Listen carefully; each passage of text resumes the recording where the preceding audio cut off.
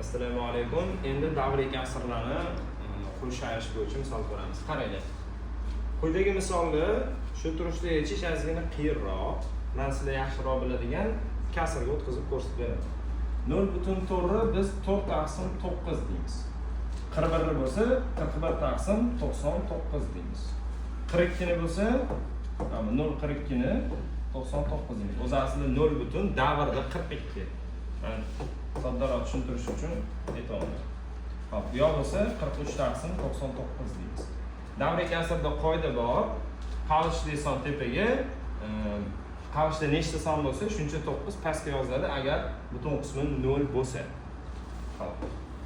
Bu tepa qismini yozib oldim, endi pastki qismini ham yozib olaman. 5 taqsim 9 plus 51 taqsim 99 plus 52 taqsim 99 plus 53 taqsim 99.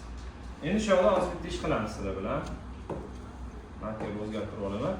Qarang, 99 99 99, bu yerda ham 99 99 99, to'g'rimi? Mana shuni ham 99 qilish uchun 11 ga ko'paytirishim kerak, to'g'rimi?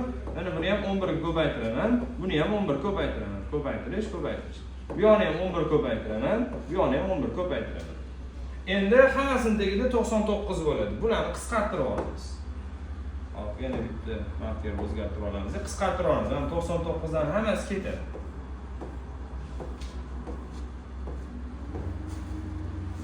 Bizda nima qolyapti tepada? Tepada qolyapti 41 plus 42 plus 43 plus 44.